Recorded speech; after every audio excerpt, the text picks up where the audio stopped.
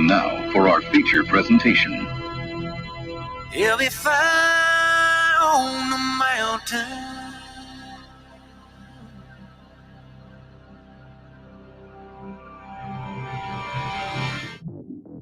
JB and Darren on the JB and Goldwater Show. Line drive right field, base hit. South Carolina wins the College World Series. Watson, touchdown. Hunter Renfrow. He got him, and it's all over. Coastal Carolina rules the roost. They win the championship. And South Carolina has won the national championship. Citadel baseball team has done it again, but this time the Bulldogs beat one of the top teams in the country. They are giant killers. Get the ball to Bennett. He does.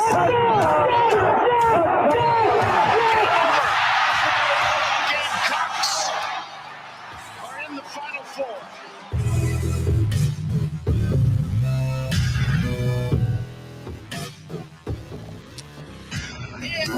All right. Well, there we go. Greetings and a good Thursday afternoon, and welcome aboard the JB and Goldwater Show, live, loud, and online. Very proudly presented by Motley Rice and driven by Stokes Volkswagen. Today's broadcast is brought to you proudly by Palmetto Group Insurance, owned by our friend Jamie Richardson. You can find him on the JB and Goldwater app. If you've downloaded that, hopefully you have. If you haven't, you should. It's free, and you can watch and listen to our program there. You can comment there as well, and you can find guys like Jamie for whatever you might need in insurance. He is so good at what he does. You can always head to their website, palmettogroupinsurance.com. Very March Madness themed today. We're off tomorrow. Darren has a special day planned with his daughter, and that is fantastic. Last weekend was my weekend with my kids. Tomorrow is his day with his. So we will do what many of you do. Take some time to ourselves this time of the year. But today we're here till 2 o'clock, and it's pretty jam-packed. Ed Conroy, really looking forward to this. Coming up at 12:30, former and present Citadel head basketball coach. He's back, and he's hoping to return the Dogs to some of the glory that they once had underneath him. Darren was a part of that. I will certainly ask some questions today, but I'm really – Darren, I'll be honest with you. I'm really anxious to sit back and let you two chat because y'all go back a long time, well over a decade, and you got a lot of great memories together. And I know that he's hoping to bring some of those back. One of the things I'm interested in, Darren, with Ed is obviously he's been in the game since then, but now he's back at the Citadel. But as head coach now versus then, he can dip right into the transfer portal. And back then, you had to build it from the ground up. And so I'll be anxious to see what that's like this go-around for him. And it's not the easiest thing to do at the Citadel. It's not as easy at the Citadel as it is really in any other school in the country. I mean, any division, any school, because of the ranks, because of the class system at the Citadel. So right. You can do it. You can bring in guys, but it is harder to do. And I'll say this for Ed. He was one of the first guys who was doing it. When he was here, had some transfers. I forget who the really big, tall dude was. But he brought in a Pac-12 transfer who was barely playing. He was 7 feet. Someone can help me out. I don't remember his name. He didn't end up being the most impactful guy, but Ed was doing it back then, and that was long before the transfer portal. But I'm looking forward to talking to him also. We've texted very briefly, but haven't actually spoken since he came back. I mean, why now? Why come back to this job? I know he loves it, right? He played at the Citadel. He coached at the Citadel. There is a deep-rooted passion for the Citadel in Ed Conroy. But why now? Why this job? And the city rivalry, right? I mean, that's one of the first things he wants to get going again. We've seen a response from both the College of Charleston head coach and their athletic director. So I think we can expect to see the Citadel and the College start to go back at each other a little bit. And that's good for the city. It's good for basketball locally, and it's good to have Ed back in town. I know he's pumped. No doubt. And he has been all over the place in basketball. He's coached at NC State, at VMI, at Furman, at Francis Marion, at Tulsa, at Tennessee, at Coastal. He knows his state inside and out. Clearly his tenure with the Citadel. He was there for 4 years, and they won those 20 games during the 08-09 season. Was the head coach at Tulane for 6 seasons. Let's see, he was at Minnesota, and then most recently at Vanderbilt. So he's got strings all over the country and connections everywhere, and he can probably find players. It's just, will those players be interested in coming to the Citadel, as you've already pointed out? But if anybody can sell it, Ed Conroy can. And certainly looking forward to hearing that pitch and much more here in about 25 minutes on our program. And I want to get his thoughts on the Final Four. You got Duke and North Carolina playing this weekend. You got Villanova and Kansas, and we're going to talk about all that. And we got Keith Allsep ahead at 1:05 today as well. He'll preview the women's Final Four. We'll certainly get his thoughts on the men, but he knows the Gamecock ladies program inside and out, and they're fired up and ready to go. Speaking of Minnesota, that's where they are. And then we've got Raphael Esparza who'll give you all the betting stuff today as well. Make sure you follow us on social media at JB and Goldwater, individually at Sports Media JB and at Darren Goldwater. And the Share Healthcare chat lines are open as always, and you can chime in on those and be a part of our program there.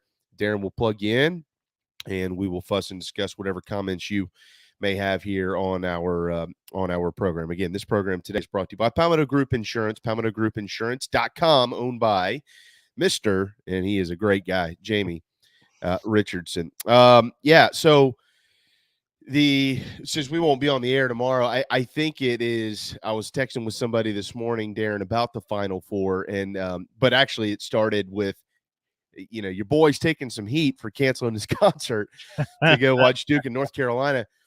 And I'm like, yeah, I get it. If I was, like we said yesterday, if I was a fan who had bought the tickets to their church show, people who bought hotel rooms, plane tickets, whatever it may be, I'd be royally pissed, especially if that was my guy. It wasn't just a show I was going to. Like, dude, I've been waiting on you. Like, this is ridiculous. Having said that, the flip side of it is, let me ask you, maybe we will, but what do you think the odds are that we see in our lifetimes Duke and North Carolina battle in the Final Four again? What were they this year? You had an 8 seed and a 2 seed, right? The weird thing is the odds are probably better than the results have actually been. The fact that not only is it the first time in the Final Four, but the first time 2 traditional powers have played in the NCAA tournament. Throw out the fact that they're rivals and maybe the biggest rivalry in all of sports. Throw that out. Just the simple fact that they are year in and year out basketball powers and they haven't yet played in the tournament, that's wild. So I think the odds of them doing this again are as high as it was prior, but it didn't happen prior. So high low odds, because they're not high. Well, no, you're not like 50% or anything. You got 350 some odd basketball teams, but the fact that they're consistently there, and it is regular that teams from same conferences eventually do meet up in the NCAA tournament. They avoid it early, but it's wild to me that they've never played. Yeah. I don't disagree with that, because it's a rather strange conversation to have. Because you would think, like, the reason that I think it's strange is when this went down last weekend, and when we got okay, wow, this is Duke and North Carolina, and then you started to hear it as we approached who played first last week? Duke, and then North Carolina played second, right? Right, because North Carolina played St. Peter's on Sunday. On Sunday, right? Okay. Mm-hmm. So as we were approaching that game, that's when the talk began to generate that if North Carolina wins, we're going to see this Tobacco Road rivalry in New Orleans. And then as the game started to unfold and we realized that this was a reality, it was going to happen. Mm-hmm. It almost seemed like there was coast to coast simultaneous fact checking to make sure that what everybody was saying was true. Like, has this really never happened before? And not only has it never happened in the Final Four, it's never happened, period, at all in the dance. And it just seemed odd. It seemed impossible with all of the amazing matchups they have had over the years. They faced off in the ACC championship and everything else, but never in in this tournament, and I would put the odds pretty good that they'll see each other in the tournament again. But in the Final Four, we all know, Darren, how difficult it is just to get to the Final Four. The few games you have to win to get there, let alone what you do in the regular season. So it's it's wild. They were in a Final Four together. I mean, that 19, I don't know how many times, but I know 91, they were in a Final Four together, but they were on the opposite sides of the bracket, and they didn't play. That was That's that was Duke UNLV final, I believe. That was 91. Kansas and UNLV were the other two. So they've been there, but they've just never been on the same side of the bracket. And the fact that now you just went through that whole spiel, never mentioned Coach K, never mentioned the fact that this is happening and this is his swan song. And now, predictably, coaches are trying to play that down. It's not about, okay, we get that. But it is. But it absolutely is. And there's so much around this game because of the coaches, because of the rivalry, because of the circumstances of them playing in the Final Four. There's so much emotion into this game. That's why when we have Raphael on, part of our buy or sell, which will pop up here in a little while, is going to be, will the winner of that game not win the national championship? Because in my eyes, that's where I'm leaning. But because there's just so much history, there's so much emotion that these players on both sides inevitably will feel and harness throughout the game. The next game is going to be the challenging one. Yeah, I know. The coach, I'll be anxious to see what it looks like. I'm not saying that the game itself, and there's the post-up careers resume. For those that are listening, Darren has listed brief highlights of the four, what I would consider blue bloods in the Final Four. I know that many don't consider Villanova a blue blood, but Darren, as you so correctly have pointed out in this post-up careers resume, they have the same amount of national titles as Kansas, and they also have 2 in the last 6 years, and Kansas hasn't won one since 2008. So, and I believe Villanova is a top 20 all-time wins team. I think they're 18th or 19th. I know that Kansas is second behind Kentucky all time, barely. Matter of I think I just pulled it up here because I had pulled this up to make sure I was correct on this. Kansas has 3,323. No, that's not right. This is through the end of last season. So, all right. So through the end of last season, where was it? Well, through the end of last season, Kansas had 4 less wins than Kentucky. But how many games did Kentucky win this year? They're still whatever. I want to say they only lost 6 or 7. I mean, Kansas, but either way, they're right around each other. Yeah, they're 1-2 still is what it is. And Villanova's top 20. So by virtue of wins, you would say Villanova might not be a blue blood, but they've also won 3 national championships. And I don't know. I think they are. I think they're a blue blood in the sport. I think they're a recent blue blood because they've won 2 of these titles in the last 6 years, right? And Kansas is a sustained blue blood. That's why when I rattled this off not long ago, I think it was probably Monday, David Cobb from CBS put together a nice article about the blue bloodiest, if you want to go down that road, Final Fours, because this obviously is one, but there have been other examples, and that 91 example I think is a good comp because UNLV at the time was a very recent blue blood in 91. They were the defending national champs. I mean, they were the talk of the town, and they've never really done anything since, right? I mean, this is comparable right there. You've got the 3 traditional ones and the one who is as much a blue blood at the moment as anybody else.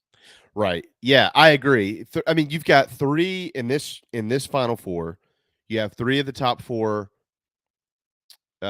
programs with the most wins all time: Duke, North Carolina, and Kansas. The others, Kentucky, they're not in it.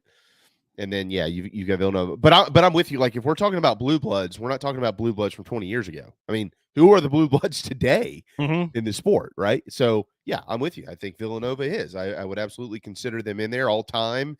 I would say, that UCLA is going to be in that conversation, but certainly. But yeah, I think Villanova is a blue blood in the sport. So nonetheless, it is all blue bloods, and there's a bunch of put that graphic back up there, the resumes for all 4 programs. So you've got a combined 17 national championships. Wow. That is unbelievable. 17. Yeah, and to your UCLA point, in 75, there's another one that can be considered one of the blue blood Final Fours. UCLA was in it, packing 11 national championships. So there were 23 national championships combined in 1975. But yeah, you got 17 here. And when I was talking with Franklin at Post Up Careers, by the way, best guy you'll ever know to redo your resume if you want to enhance your current career or maybe switch careers, you need to call Franklin. Just find him online at postupcareers.com. When I was showing him this, he pointed out something I think a lot of people gravitate towards, that North Carolina has more national championships than Duke. I think the common perception is Duke, but it is North Carolina by one. Yeah, and they could absolutely do it again. What in your mind will, and this is definitely going to be something we'll talk about with everybody today, and it is not going to tarnish or it will not do anything to affect the legacy of Coach K if they lose against North Carolina. It will be an unfortunate way to go out, but at the end of the day, we'll all celebrate Mike Krzyzewski's career, whether he wins or loses either game, if they get to the national championship. But if they do lose to North Carolina, not if they lose in the national championship game now, if they do lose to North Carolina, what will the reaction be, you think, initially? Well, I know the North Carolina fans. I mean, I feel like this is bigger for the North Carolina fan base, as far as I can tell. Just kind of the sense that I've gotten from the folks that I'm friends with. My sister went to Duke, right? So I've been to Cameron Indoor. I've been around that campus. I've been to a game at Cameron. So I'm very familiar with this. I have tons of North Carolina friends. I think they're more into it. Like hey, let's put a final dagger in Coach K, because the hate is so real. It is as thick as anything you can imagine. Between them, it certainly is not less than South Carolina Clemson. It is not less. Oh, no. It could be more, but I'm not going to go down that road today. We don't need to go circling that. But there's a lot of North Carolina just vitriol being spit at this. And I think for Duke, my sense is, hey, this is awesome, but there's a nerve sense. I don't know if it's a kind of a flow from the end of the season, but like we talked about, I think they kind of shook most of those, the players did at least, shook most of those nerves off because they've been making plays down the stretch. So I get the sense the fan base is loving it, but it's the North Carolina fans that are more like ready for a battle here. They're coming in saying, this is awesome. It's going to be North Carolina putting the final stake in Coach K, and there's no better way. Like that's how North Carolina fans see this. The country loves to hate both of these programs, but is America pulling for Duke because it's Coach K's last ride? I don't think so. Because there's much more national hate for Coach K and for Duke. Much North Carolina. Oh yeah. Because number one, Roy Williams isn't there right now, and it's not Dean Smith, right? Coach K kind of went with both of those guys. Yeah. Now it's Hubert Davis, who's a likable guy, and from a coaching standpoint, pretty new to the scene. It's his first year, and Coach K rubs people the wrong way. If you're not a Duke fan, you probably don't like Coach K. That's a pretty safe statement, right? It's not a definite, but if you're not a Duke fan, you probably don't like him. You're going to respect him, but I don't know a whole lot of folks who actually like him. Whether or not they know him, they don't. So there's much more national pull for North Carolina. And maybe that's part of the influence of me hearing more about this North Carolina, let's go get them, that I just feel like is more prevalent. Do you think that this game, as rivals, Duke and North Carolina, compares to anything we've seen in sports before, postseason wise, from a rivalry standpoint? I can think of one look, personally speaking, it compares to me to when Clemson and South Carolina played in the College World Series. But I'm not stupid, and I know that on the national stage across the country, people aren't like me and they're not diehard college baseball fans. So that's just where I am personally. Outside of that, national attention getting or getter type organizations or programs professionally or collegiately. The one that keeps coming to mind with me, but it didn't have somebody riding off into the sunset, is Boston and New York in the American League Championship Series in 2004. Played in 2003 as well, but in 2004 for sure. That's a good question to ask Ed Conroy too. Yeah. By the way, you don't really know to the end of the game. He's a North Carolina guy. I mean, that's why he was on Stackhouse's staff at Vanderbilt. They go way back. Stack was in practicing with the Citadel when Ed was here years and years ago. So he can add to this as well. I like your example. I understand South Carolina Clemson in the College World Series, because if you want to even get on par with this is a defining moment in the season between two of the most hated rivals in any sport. So you're thinking like Celtics Lakers, you're thinking Yep. Red Sox Yankees, and you said the ALCS. That's what this is. This is the Final Four, right? It's not the actual championship. Yeah. Like it would be equivalent if we saw this upcoming season, Auburn and Alabama bingo in the semifinals of the college football playoff, or Michigan, Ohio State. That would be the equivalent in my mind. I think so. Yeah. But for some reason, now I think we know that I lean a little more basketball in terms of fandom than I do football, but there's more zazz around this tournament and the buildup. So I think Duke, North Carolina, and for the first time ever, right? It's not like those examples that we just gave, because it's happened and it became something that regularly happened, and you had these matchups, and that's why they became such big rivals. This rivalry is built in, and now this is happening for the first time. It's hard to put something on par with that. And even if we got an Alabama Auburn semi, I mean, I don't know. I see him in the AC or the SEC championship game, or I guess in competing to get into the SEC championship game. I see that game a lot. And I know I see Duke, North Carolina. This feels bigger to me. All right, so you're on that. I see what you're going there, because we haven't seen this before, and so this just takes a whole new meaning. I would say this too, and you know me, I'm a football first guy. But I don't. How do I say this without sounding pretty silly here? The Final Four has been around forever, for decades and decades and decades. It is like it's been the pinnacle of college athletics from a tournament standpoint for a long time. Okay, again, I'm a huge college baseball fan, so I love Omaha. I think that if you've ever really invested yourself in Omaha, you figure out real quick how special it is. College football playoffs only been around since 2014, and in 30 or 40 years, you know, it's also going to be a staple. Of course, it's also going to be bigger. But I'm not. I don't know yet, because it hasn't had there have been dramatic moments, Clemson and Alabama clearly, but it hasn't had the history of drama like the Final Four in college basketball. So I mean, it's just been around longer. The Final Four's just been around longer. So if you try to compare it all, I don't know that you can get on level ground in making that comparison, simply because there's more history in the Final Four in college basketball. So I tip my cap a little bit towards the Final Four and this matchup and what it means based on anything else we've seen collegiately to this point, just because of everything that is all of a sudden culminating into the game. Like if you took away Coach K retiring, that would pull some zazz off.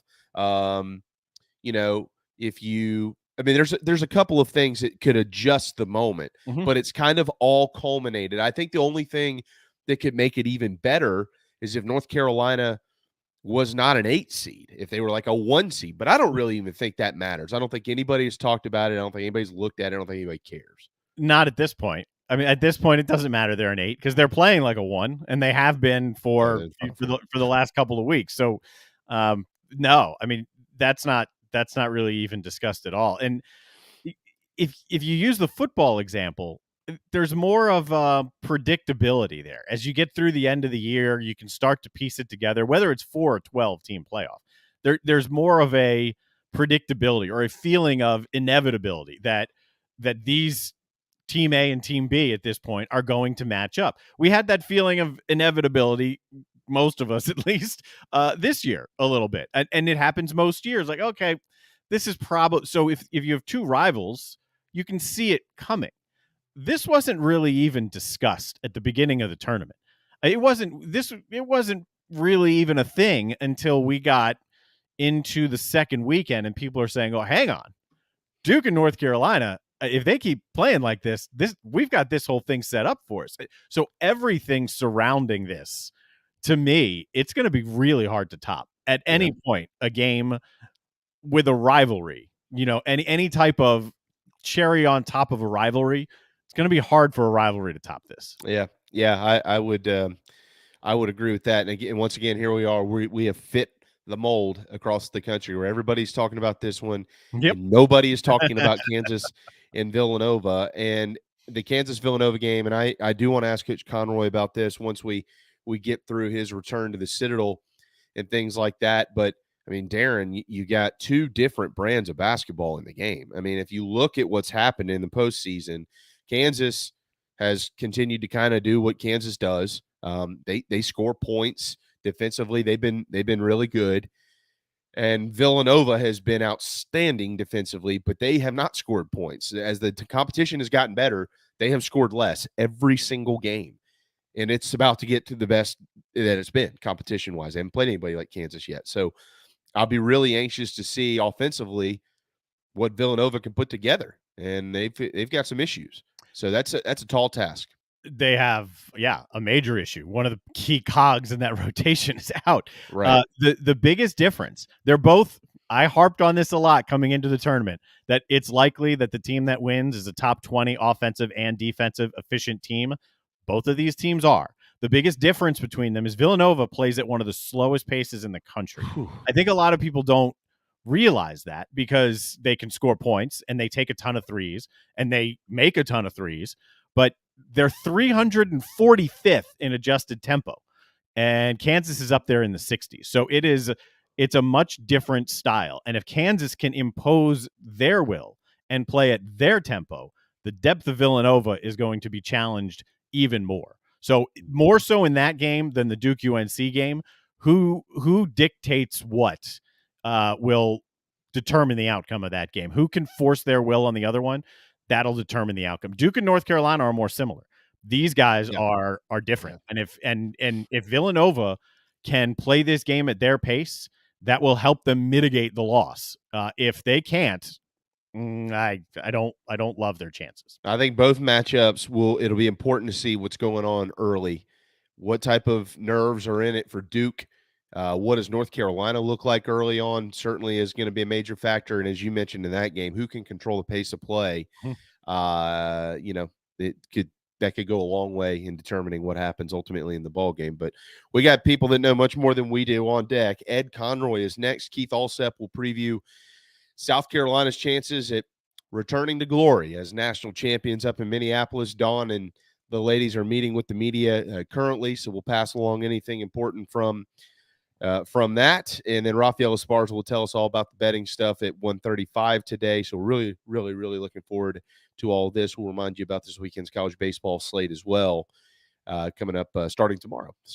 But up next, new head basketball coach, or new old head basketball coach of the Citadel Bulldogs, Ed Conroy, joins us right here on the JB and Goldwater Show. This is Mike Mazzell for Stokes Volkswagen on Ashley Phosphate Road. You know what happens when you sell record numbers of new vehicles? That's right, we take in record numbers of local trades. Despite what the news is saying, quality pre-owned vehicles really aren't that hard to find. You just need to know where to look. Stokes Volkswagen on Ashley Phosphate and on the web at stokesvw.com. We've got over 1,200 pre-owned cars, trucks, SUVs, and all at a fraction of the price when new. Every vehicle has been inspected and reconditioned, many with the balance of factory warranty. Best of all, at Stokes Volkswagen, you don't need perfect credit to get approved for a quality pre-owned vehicle, and we'll take any trade in any condition. even if you owe thousands more than it's worth. Don't forget, we'll buy your car even if you don't buy a car from us. You're going to love our pre-owned selection, I guarantee it. So come see us today at Stokes Volkswagen on Ashley Phosphate or StokesVW.com. Peace and love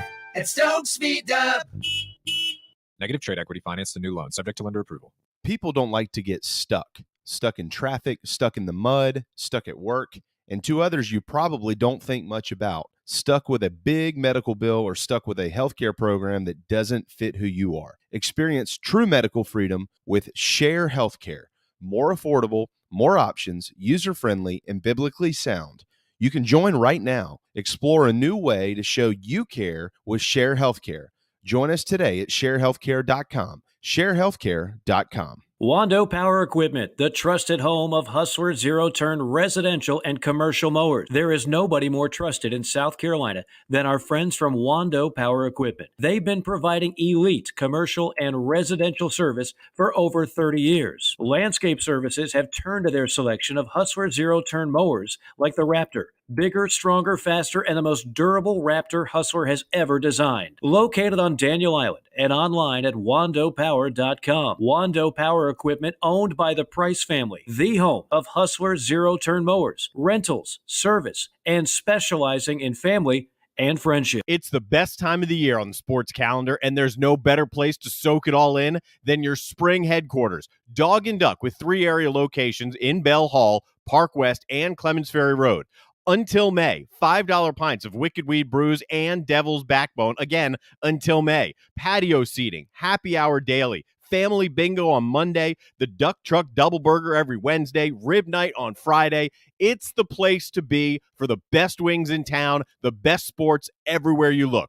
Dog and Duck, 3 area locations, Bell Hall, Park West, and Clemens Ferry Road. Motley Rice LLC is a law firm with international reach, but it hasn't lost its Carolina roots. The Motley Rice team fights every day for people harmed by products including asbestos and talc exposure, medical drugs and devices, and also catastrophic injuries and auto recalls, including dangerous Takata airbags. Motley Rice is headquartered in Mount Pleasant at 28 Bridgeside Boulevard. Visit motleyrice.com. Thank you, Motley Rice, for supporting the JB and Goldwater Show and the Big Gamecock Preview Show. Okay, what's going on today, huh? Anything to talk about?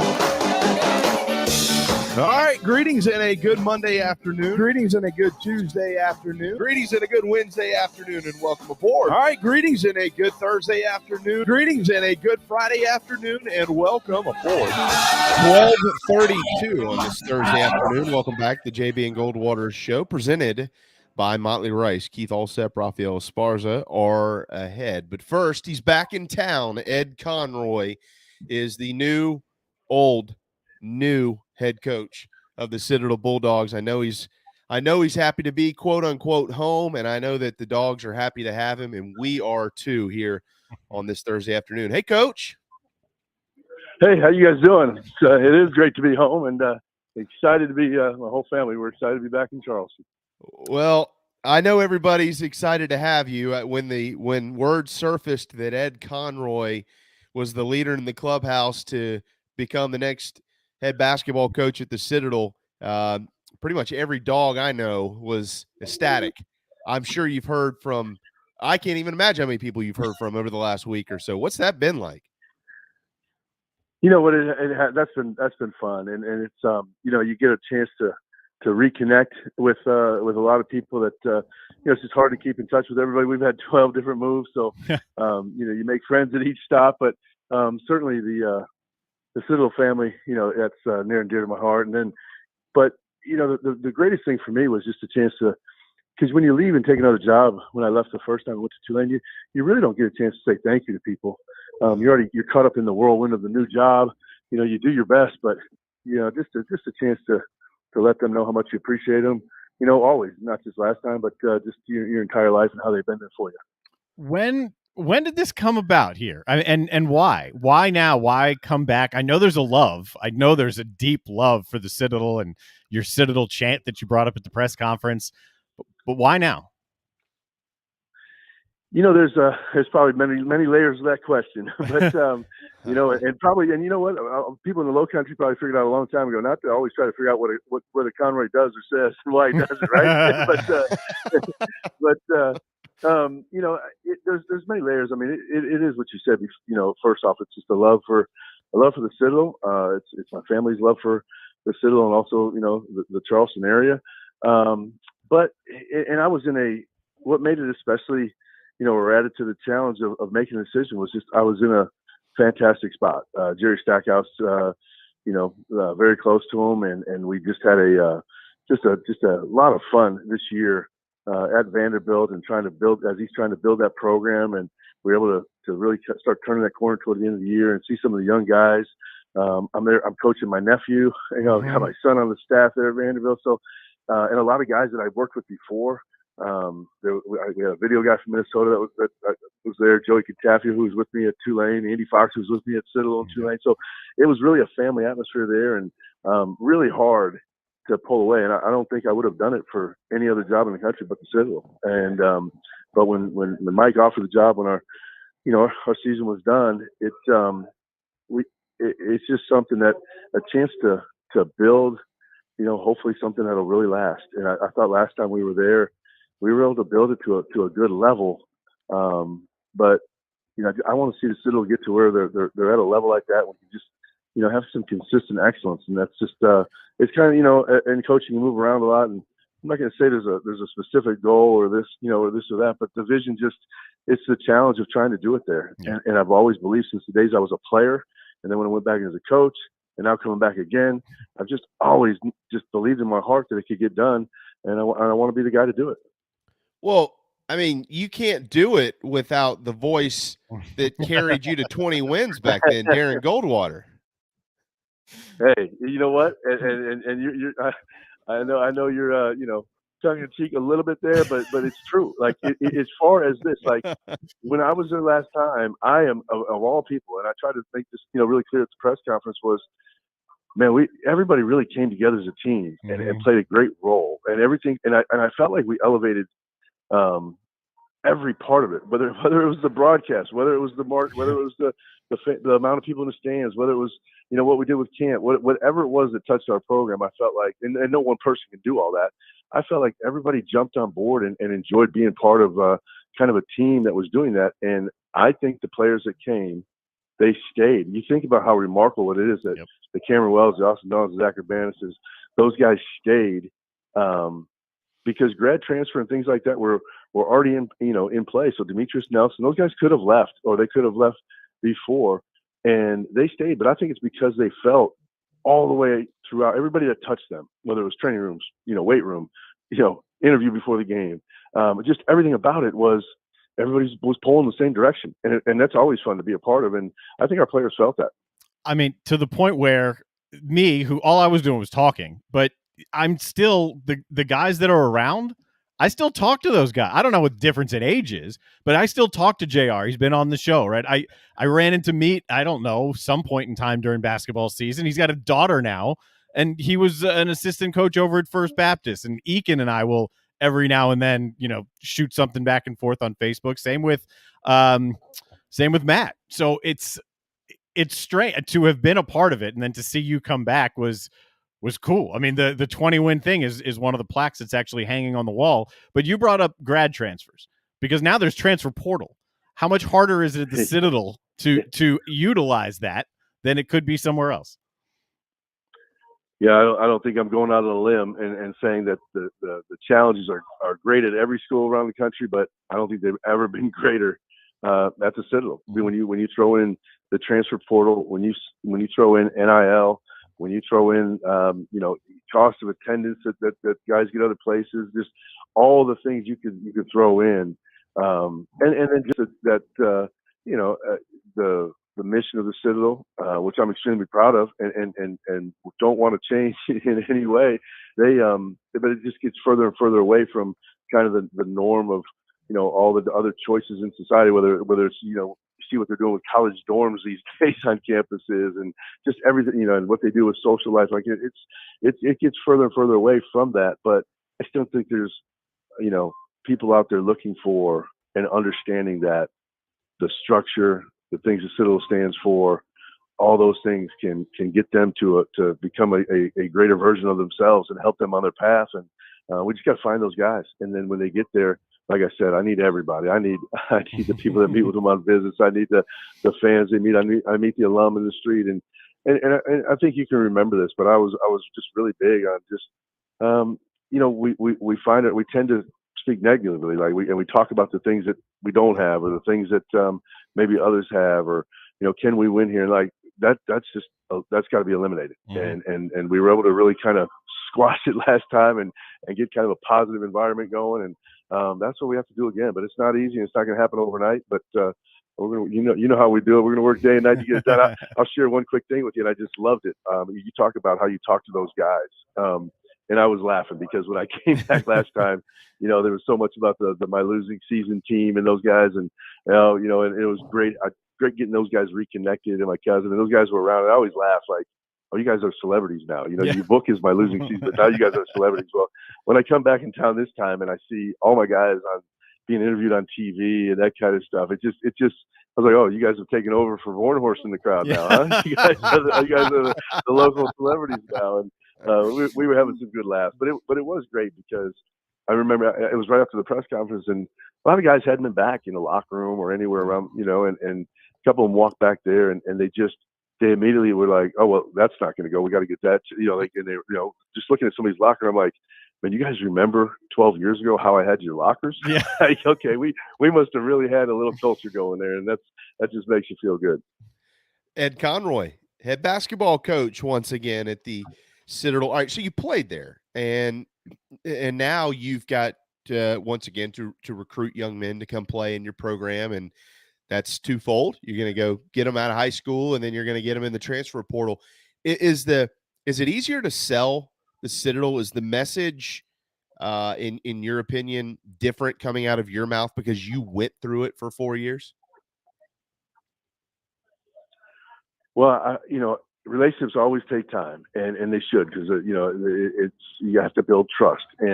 But I think over multiple conversations or answering their questions, I think they know that I'm going to tell them the truth, but I can speak to it as having lived it firsthand and coached it firsthand, and I can give them a million examples of guys that were successful, maybe guys that didn't find success, maybe guys that found it difficult, what made it difficult for them. And so I think and that's what makes it tough this spring recruiting, because you don't have that time to really develop those relationships. But I think then you get them, and whether it's and this goes back to again the last time, our parents were a huge part of our success. And when I think about Ron Wells, Cameron's dad, or Chuck Dawn, Austin's dad, or Mike Eakin, Daniel's dad, like guys like that, and moms as well. Like, and I think it was because we had those conversations, and there was a trust level. And so I think we were able to help them.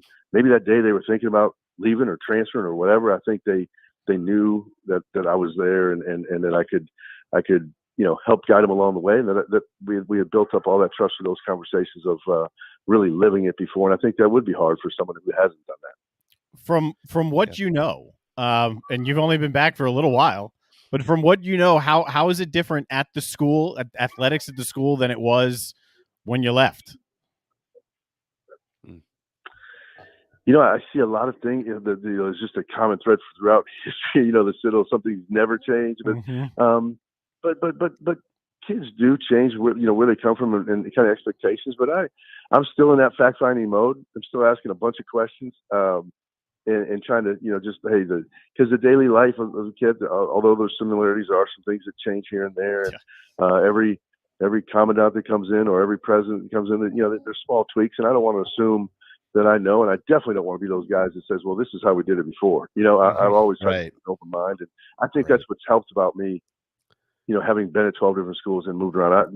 It's tough on your family. It's tough. It's a tough life, but you do see all different ways and systems, and you see where, there's so many different ways to kind of, get this thing done and help mold these guys and move them to where they can be that version of themselves. That's the best version. And so I'm just asking questions right now, trying to take it all in, trying to figure it out. Maybe we do this show in a month, I'll have a few more answers for you on that question. But right now, it's just, I just really want to, and I want to listen to them and hear from them of hey, where are you? So where can I help? Have you released anything on your staff yet? Have you started to fill that out? Working really hard on it. I feel like we're really close. I think Okay. you'll see probably in the next 10 days or so, you'll start seeing, those things happen, on staff. But right now, nothing finalized on that. So kind of a one-man show. I'm in New Orleans right now at the Final Four, and Yep. a lot of guys have options, and a lot of that kind of gets flushed out here. And then as soon as we get back, early part of next week, I think guys really start locking in on, okay, I'm gonna take this opportunity, or I'm glad to join that one, or I'm thrilled to get that one. So they, I think that's all kind of going on right now. Is that a I've heard that before, Coach. We've heard this from multiple people over the years. Is the Final Four a major gathering point for the basketball community to kind of get them, get some things figured out, fuss and discuss, get jobs, all that type of stuff? Absolutely enormous. So the National Association of Basketball Coaches, the NABC, a long, long time ago, they had the wisdom to kind of, when the kind of the Final Four and the championship was created to be in control of the tickets. So every coach that joins the NABC, if you want to get tickets to the games, that's tied to your years of service and your membership dues and those kind of things. But you will see, and it's changed a little bit with COVID and travel, and like the world has changed in the last few years. But I mean, I don't think it's out of the question to say that 75 or 80% of all the ADs in the country are out here, of the coaches in the country, and that's Division 1, 2, 3, NAI, junior college. And you'll even get, a level of a layer of high school coaches. So there's thousands of coaches here, athletic directors, search firms, agents, vendors, anybody, like whether it's Nike or Adidas or, Wilson basketball, like all there's, the convention is going on. That's what's held along with us. And so everybody's here. I mean, and there's, everybody's trying to get your attention to come over here and see our new product or meet this new rising young coach, or, or they're trying to sit in front of an AD for a future, and go to dinner with them for a future job possibly. So a lot of things going on. Is it fun or is it stressful? It's fun for about a day and a half, and then it becomes really stressful.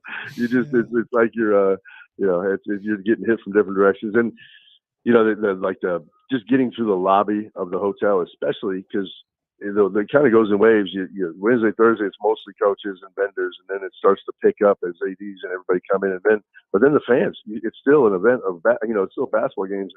You'll see 4 fan bases show up in mass because the Superdome is a pretty big place, so they will be taken over. And every street corner, every hotel lobby, everything will be absolutely packed. And like I said, a lot of fun. But after you've done it for a number of years, like I have it, after a while, you're looking for the back door to try to slide out and just get some peace. So, but throw into that, I was here for 6 years as the head coach of Tulane, so I got great. I loved it here, and I got great neighbors, friends. People are, so I want to see all them as well. So it's, but I got a job to do, a real important job that's only 4 days old. So I got to do some work too. Yeah, we're going to get your thoughts on the Final Four as well. A couple more quick ones for you. How would you describe the SoCon today and the programs that you'll be competing against? It's and I think the league has done a fantastic job of. I think everybody around the country is realizing how good that league is now. And I don't know. I was talking to Jeff Gabe at the conference office yesterday and some other guys. And I don't know. And Darren, you can speak this as well. But we were 15-5 in the league one year, and we finished behind Davidson and Steph Curry. And I thought Steph Curry was a pretty good basketball player. But I also thought Andrew Godlager at the College of Charleston. I thought they were really good too. And I don't know that Greensboro's ever had a player better than Kyle Hines, and most fans don't know, but Kyle Hines is one of the best players in the world. Still to this, he's still having great success overseas. Wofford was making their run with Dahlman and Sims and App State, and there was great coaches. I thought the league was fantastic back then. I see the numbers of where it's ranked now, and I'm like, it's incredible. But I think most coaches recognize just how good it is. Obviously, we'd all love to take that next step of getting 2 teams in and winning a game or 2 in the tournament and all that type of thing. But I think we're right on the cusp of doing those kind of things. So many coaches from this league just in the last couple of years have jumped to major jobs. I mean, we just saw Lamont Paris go to South Carolina, but you're talking about Coach Young. I mean, they're everywhere. Bob Ritchie's going to be somewhere very soon. Yeah, Nico's doing a good job out at Colorado State. Nico, yeah. I mean, these Yeah, guys are. I say get rid of them all. I say get rid of them all. Hey, I'm out there pumping those. I'm their best agent they got. I'm pumping them like crazy. I even told Jeff Cabe I'm pumping him. I'm saying, listen, the king of the net. Like, obviously, whatever you figured out, we're ranked so high. Like, I want everybody out of the league. I want everybody to have to start over. At least they'll be a week behind me.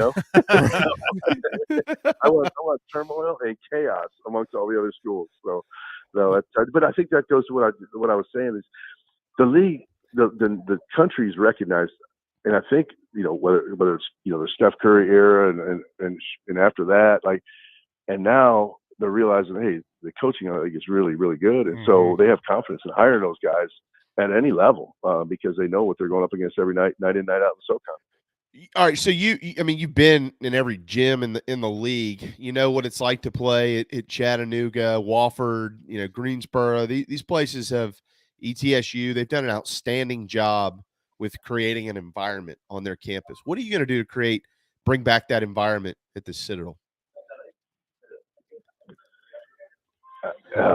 Everything we possibly can. We and I think from a scheduling standpoint, I've already had people yelling at me when I walk down King Street, so I know I touched the nerve. But everything from scheduling and and I do think rivalry is important. I do think playing some teams are important. I don't know what can be done in the first year of the schedule, but I'm a build toward trying to get a schedule where if we can get some of those marquee national teams back in like we did with Michigan State and Southern Cal and Iowa and South Carolina, and we had West Virginia ready to go.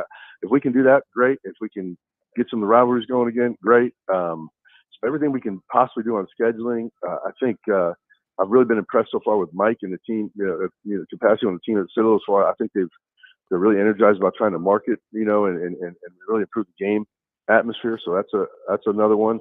I'm really trying hard to get the camps cranked back up. I thought that was a really big key as far as people in the community touching our players and seeing what unbelievable young men are come to the Citadel and are in that program. And so hopefully we'll get the younger fans and get them wanting to come back to our games during the year. So it just and then myself, I mean, I'll be tireless trying to get out there and speak to everybody and press the flesh, if you will. But we just have to do everything. I think the more people can get attached and get to know the product, they'll want to come out there and support it. What's your history with Pat Kelsey? Because I loved what you did at the press conference. Then I loved how he came back at you on Twitter, and I think it's fantastic for Low Country basketball. What's the relationship? Do you even know each other?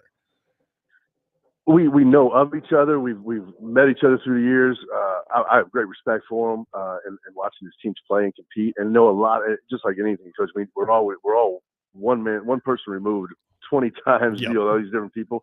I think the most we've talked about it, we shared, and a guy that I didn't know nearly as long as Coach Kelsey, but a guy that I was really, really fond of, and went overseas with Skip Prosser, and we spent 2 weeks overseas visiting the troops one time. And when you do something like that, and you're with someone 24 hours a day, for 2 weeks, and in a basically a combat area and all those kind of things, man, it was just an incredible time. And all we talked about was how we were going to get together when we got back, and then we called each other about every other day for about 2 weeks, and then unfortunately, Skip passed away at a way too young of an age, and just it crushed me. I'd met him before, but I really only knew him for maybe a month. But it was one of those things where you just wonder, it just so thankful he was in my life for that month, and what an impact he had on me. We talked about so many things. I can remember just sitting on picnic tables in the middle of the desert talking about, over just about everything until the hours of the morning with myself and Fran Fraschilla and Steve Lavin and Skip and just, man, he's just gone too soon, but he was very close with Pat. We've shared, different stories. Everybody's got some funny stories about Skip because he was full of life. And so, that was something we've shared, but I will say, I love the back and forth. I think it's great for everybody here, just to get basketball, and obviously their program for right now is ahead of ours, and we have to, just like when I came before, we have to admit that if that means we have to take our lumps for a while, so be it. But that's what competition's all about. You rise up, and and you meet that challenge. But at the same time, I don't want to schedule necessarily through the newspaper or radio. I don't know. I don't even know. I don't even know what I have on contract for games next year yet. I don't know dates. I don't know when things are available. I don't know anything. So I'm kind of running my mouth, to be honest with you, about what we can get done and how fast. But it is something I definitely want to do it. But I just and I don't know what theirs looks like. They might be done next year, but we'll get. I feel really confident that we'll get something going with them. If not next year, certainly in the near future, and then we'll keep it going, and that goes for a lot of the local rivalries. I hope we can do that. So yeah, I think it's been over 5 years since that game's been played, and you're the last guy to beat the Cougars when you were the head coach at the Citadel, as a matter of fact. So I know Dog fans will be happy to see you play it again. All right, we know you got to go, but the Final Four is set to play this weekend, and the large majority of the country, Coach, has forgotten that Villanova and Kansas are also in this thing. Everybody's talking about Duke and North Carolina. Give us a quick peek in your mind at both of those matchups on Saturday.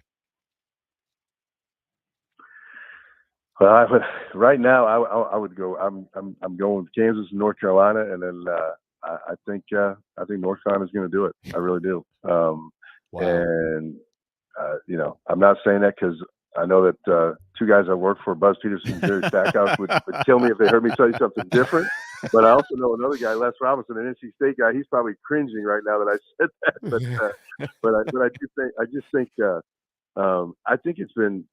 I will say this as well. The Big 12 to me, all year. I think the ACC was unfairly criticized all year for not being as strong. College basketball, the games in November, December mean just as much when you start getting into the net and things like that as the games in January, February. And I'm not so sure from a coach's standpoint that that's really an accurate reflection of your team. You some teams you have to try to build through the year, and then they get going. I certainly think the Big 12 was I think maybe the best league all year, but the ACC was maybe a little bit unjustly criticized as they tried to find their way. And you're going to find that more and more with the transfer portal and the roster upheaval. There's some teams that are just going to have to find themselves in November, December. It doesn't happen overnight, and those could be the best teams in the country at this time. And I think that's what you see with North Carolina. Let me ask you this about the circumstances surrounding that UNC Duke game. And however much the coaches want to protect the guys, bubble them up, I mean, it's impossible. So there's going to be so much emotion. There's going to be so much energy spent. How do you, whoever wins, get them ready to play again in 2 days when that game wasn't the national championship? No, that's a great thing. And I will, I remember, I'll share this with you, but I remember talking to Bill Self one time, and because we had followed Bill Self at Tulsa, he had left us a great young roster when we took over the job at Tulsa. But so we got to know each other then and kept in touch a little bit. And we were talking one time, one of his first Final Fours, and he won on Saturday. He called Coach Knight just about prepping for the final game. And Coach Knight said, "Well, what time do you practice?" And he said, "We already have." And he said, "How long did you go?" And he said, "Coach, we only went for an hour." He goes, "You whatever, blank, blank, blank. You just lost the game. You just lost the game." And Bill was like, "What?" And Coach Knight was talking to that very point about the emotions of Saturday, and you get to the finals, what it takes out of those guys. It's not so much the physical part, but that mental and emotional part. They're spent, and you have to find a way to recharge them. And I think you are hitting on something. That will be the challenge for whoever wins that Duke North Carolina game, because I do think Kansas will be waiting for them, and that is a really good team. So that I think you hit right on it. That's going to be the biggest challenge. How do you keep something in the tank for that game? And I think those two programs obviously have been around a ton of situations like that. Nobody more than Coach K, and obviously Hubert. Not himself as a head coach, but North Carolina. I think they'll find a way to manage that, and that's why I think they'll get it done. How about the job Hubert has done this year? I think it's remarkable what he's done to get these Tar Heels in the Final Four. Incredible, and I always admire. It's so hard to block out noise and really stay focused and stay true to who you are these days, because there's just so much of it. And I admire what they've done. Just in doing that and taking over the situation. I mean, just kind of even keel. It's been impressive. And Coach K, how much time have you spent around him in your career? How would you How would you describe what he's accomplished? Well, and this is the maybe the luckiest break. Well, it was a phenomenally lucky break, but I didn't even know at the time. But when I was working for IBM and got a call one day because Coach Robinson, due to what we were going to be hit with probation, things like that, he offered me a job, and I became the youngest assistant in the ACC, like overnight.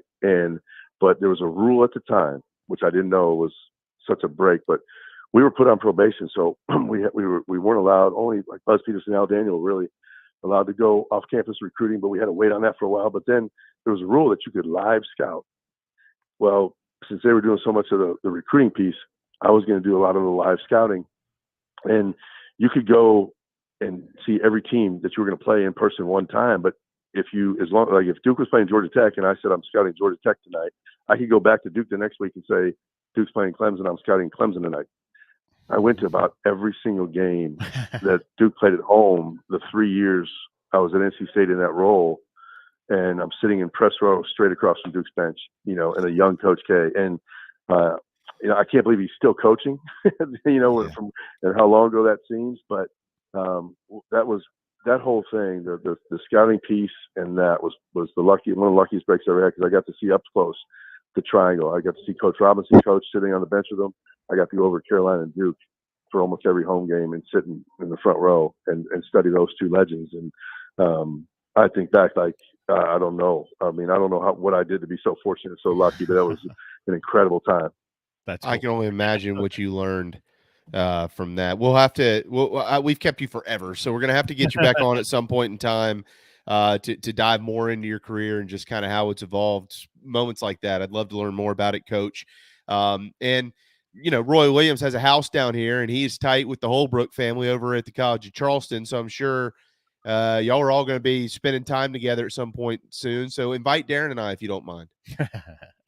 Hey, let's do it. We'll all get together when we get back to the center. We will definitely get together. So, no, I appreciate Darren, and it was. Hey, you always remember, like when you go through journeys like we do during these seasons or whatever. It's like I said, that's always a special time to me, and I appreciate Darren for it. Yeah, man, I appreciate you. It was a fun ride. Yeah, he talks about it all the time. I can only imagine. I remember it. I wasn't with you guys, but watching it, that was incredible to see the Dogs win 20 games that year. You'll do it again, Coach, and we're happy to have you. We're glad you're back in town, and most importantly, this weekend, have a blast at the Final Four. It's going to be something we've never seen. Clearly. Well, thank you guys, and look forward to being on again. Take care. Yeah.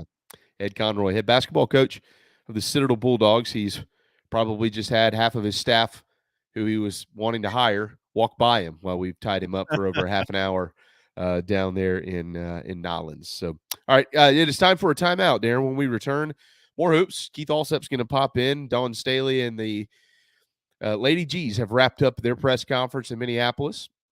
And so we'll hit on some of that and preview that Final Four as well. Raphael Esparza is still ahead. So a jam-packed final hour. Don't go anywhere. We'll be right back.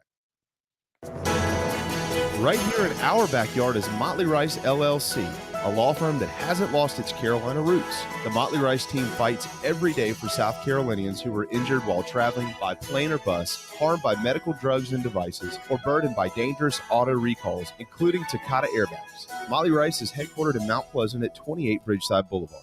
We are honored to have Motley Rice as a sponsor for the JB and Goldwater Show and the Big Gamecock Preview Show. At Patriots Point Naval and Maritime Museum, families walk in the footsteps of our nation's heroes, the brave ones who risked their lives to defend our way of life. Home to the aircraft carrier USS Yorktown, USS Laffey, and the USS Clamagore, there's more than 1 million square feet of exhibit space to roam. White Glove certified, we have several new health safety measures in place to enhance the visitor experience. Come for the day and leave feeling inspired. One of the most impressive museums in the country, located right here in Mount Pleasant. Visit patriotspoint.org for more. We'll see you soon. People don't like to get stuck in traffic, stuck in the mud, stuck at work, and to others you probably don't think much about. Stuck with a big medical bill or stuck with a healthcare program that doesn't fit who you are. Experience true medical freedom with Share Healthcare. More affordable, more options, user-friendly, and biblically sound. You can join right now. Explore a new way to show you care with Share Healthcare. Join us today at sharehealthcare.com. sharehealthcare.com. This is Scott Glaze, head golf professional at the Links at Stono Ferry, located on the outskirts of Charleston, South Carolina. I'm inviting you to tee it up on one of the most scenic and challenging courses in the Low Country. Our back nine is highlighted with 3 holes that border the Intercoastal Waterway. Visit stonoferrygolf.com to book tee times and discover all that Stono Ferry has to offer. The Links at Stono Ferry is a former South Carolina Golf Course of the Year and is also home to the College of Charleston men's and women's golf teams. Come see us. We would love to have you. stonoferrygolf.com. Family vacations, a new car, a new boat, all cost money, but you don't necessarily have to make more to afford any of that if you can save cash that's flying out the window now. iHelp Consulting can help you finally get the kids to Disney World, upgrade the minivan, or drop that new boat in the water next summer. Let Daniel and iHelp Consulting consult with you. No fees, just savings. You pay them a percentage of those savings. Save on essential services, credit card fees, you name it. Let them find it. These folks are incredible. iHelpConsulting.com. How can I help you? Hi, I'm Chris Half, Public Information Officer at the Patriots Point Naval and Maritime Museum. We're home of the mighty USS Yorktown, USS Laffey, Flamagore, and Vietnam experience. And we're a proud partner of the JB and Goldwater Show. We invite you and your family to come see us and enjoy a day on Charleston Harbor. Visit patriotspoint.org for more information. And now, it is my honor to present the National Anthem.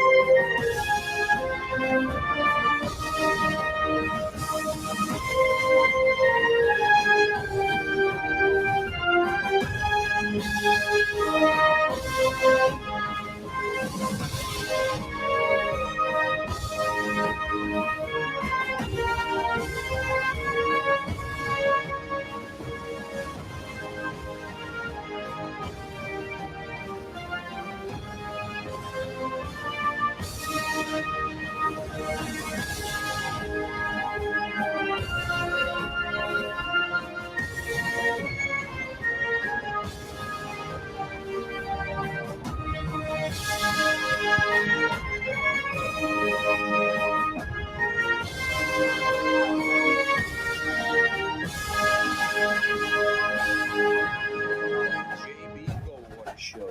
Live, loud, and online. Final hour of the work week. Darren will be off tomorrow with his lovely daughter at a school function, and that will be fantastic. So thank you, Darren, for shortening our work week, and I could see Flint there every now and then. I run into Flint picking up kids, so I could see Flint tomorrow. He is a kid himself. I know. If you do see him, Will Smith him for me. Yeah, you got it.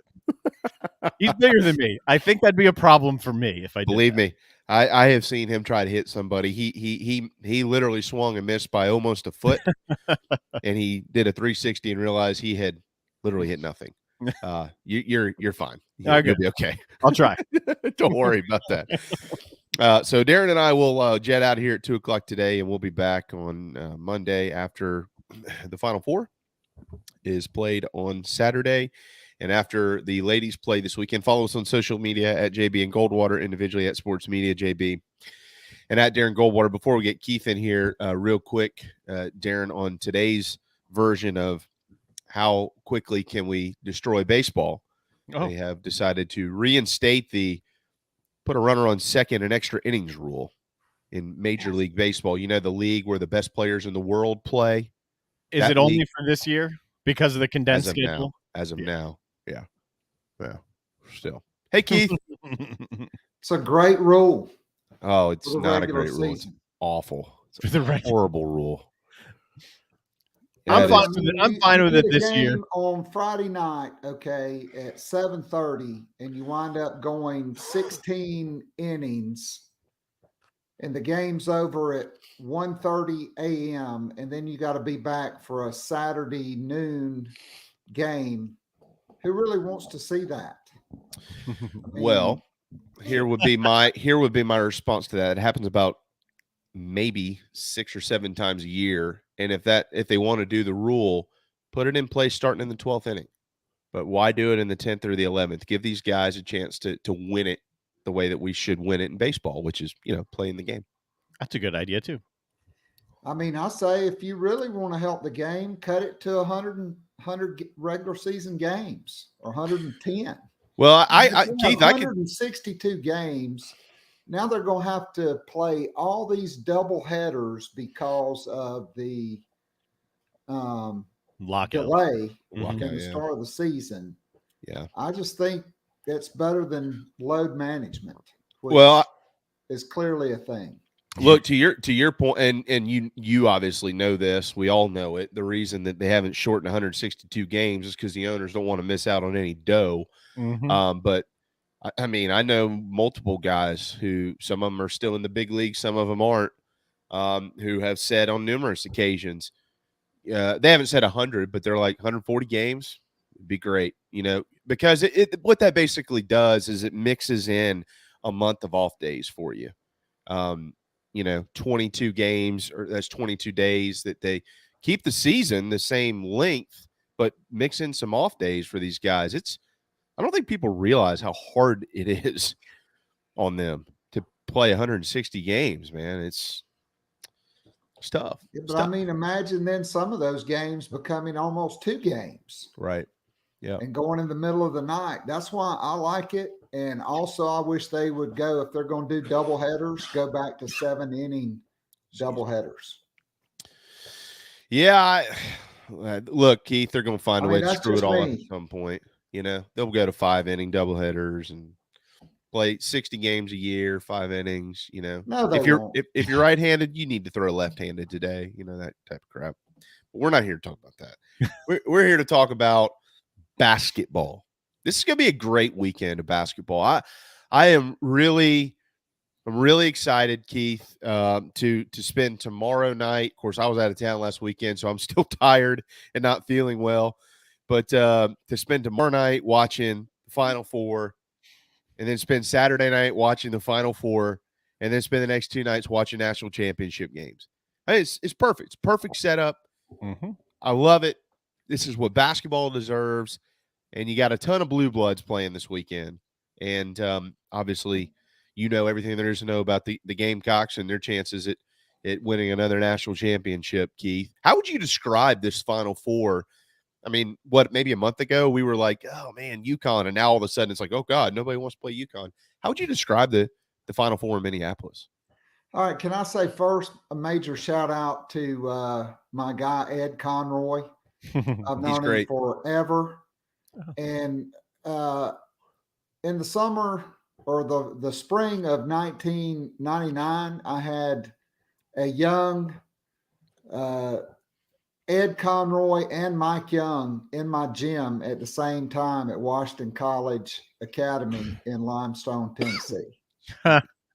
Oh, wow. How about that? That's incredible. Right, 23 years ago. You haven't aged. Yeah. Those two are still good friends. Yeah. I mean, you couldn't ask for better people. One of my former players at Goose Creek, actually, he went to Furman. They had a coaching change. He wound up transferring over to Francis Marion and playing for Ed. And Ed was great for him. And so I've always appreciated that as well. Very cool. As far as this women's Final Four, I mean, in UConn, not having Paige Beckers for most all of the season allowed either the number 1 or number 2 recruiting class. Well, I guess it'd be after South Carolina. So it's a top 5 class by UConn. Caroline Ducharme, obviously, the legendary AZ Fudd. It took her a while coming back off her injury, but they're all back now and they're playing great because they had to learn to play without Paige. Now, all of a sudden you add, last year's National Player of the Year. And it helped that they got to play at home, basically. Mm-hmm. Like, I could never imagine in a million years if UConn was the number 1 seed in the Greenville, South Carolina regional, that the ESPN or the committee would put South Carolina as the number 2 seed in that region. It just wouldn't happen. Mm-hmm. I mean, I'm not the only one that feels that way. I mean, Notre Dame's Hall of Fame coach that's retired, Coach McGraw, she said the same thing. There's an ESPN bias with UConn, and I don't care what the chairman of the selection committee says.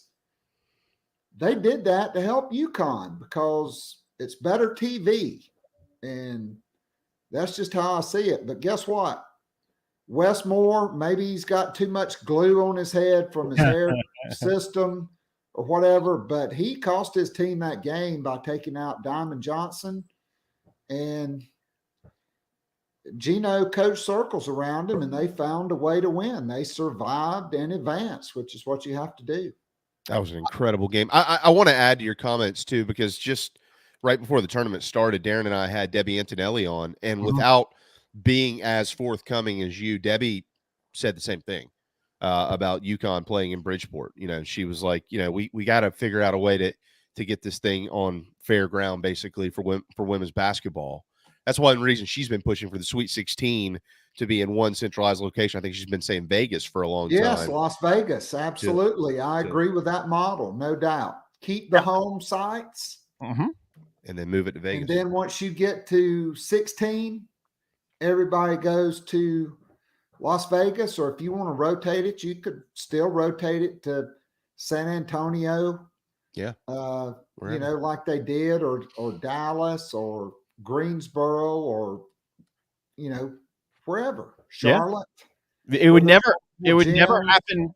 It would never happen for the men. Like, imagine if there was a regional somewhere down in, I don't know, Southern Cal or UCLA, and Gonzaga as the number 1 seed.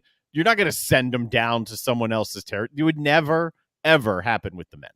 Yeah, I agree.